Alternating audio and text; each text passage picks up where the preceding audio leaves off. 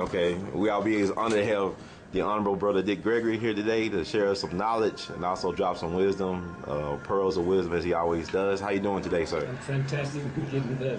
All right, good. Glad to hear of you. And also, we want to ask you, I guess first and foremost, this is a question that a lot of people ask me. I want to ask you this same question. What are your thoughts about the Trayvon Martin situation? Well, I don't believe that Zimmerman killed him himself. Big fraud. That's why so much confusion around it. But if you look at the night that it happened, it's a town of 53,000 people, basically white. Mm-hmm. He was living with his father in a gated community, basically white. Mm-hmm. Never had there been a murder in that community. So if you follow what they said, that he was visiting his father, and he left to go to 7-Eleven. And everybody in the world know what he bought. When have you ever seen a homicide where they emphasize what was purchased more so than the homicide? That means he never went to that store. That's what that's about. Now he comes home.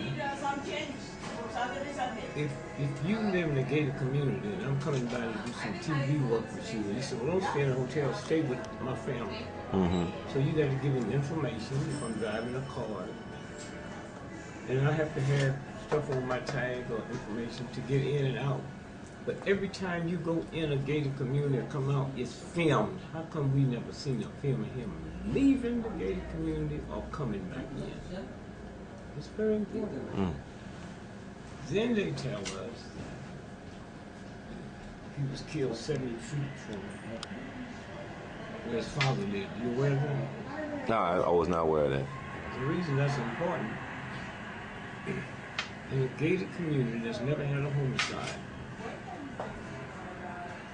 do you know how many cops would be there? State cops, city cops, county cops. How come the father didn't know something was going on 70 feet from his house? Mm-hmm. Now, right here, anywhere in America, there's a homicide at night. When forensics come out there, they got lights, man, that can make nighttime look like daytime. Nobody saw no commotion going on. Mm-hmm. And then the next morning, even if Pop was out all night, the next morning, they'd still be there. And they'd be knocking on every door, asking everybody did they see anything. Nobody's explaining. How come Pop didn't know what was going on? Well, maybe they said, well, he was out of town. Well, no problem with that.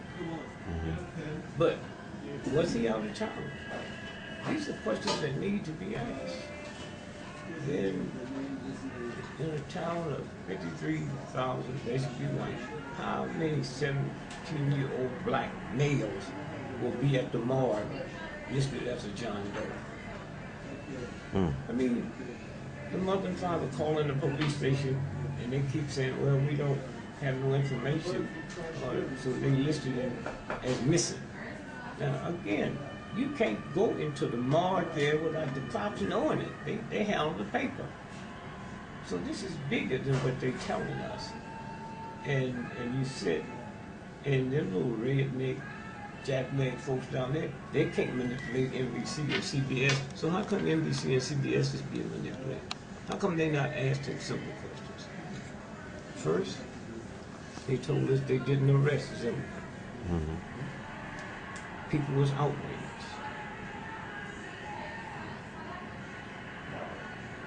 One white guy said he wanted to arrest him, but the people above him overruled him. Then we found out he had a confrontation with a cop, but nobody said it was a black woman cop. Mm. Now, how come we don't know this? Right. I mean, how big is this? Mm-hmm. Huh? And so then when you look at it, after 3 days, then the family knew. Now, the cop said they told the family he was murdered in 24 hours. Mm-hmm. You know, when the mother says she thought it was an accident, and we don't see nothing. We think this is normal behavior because they give you a whiteboard to hang out to dry. And they say, well, we gave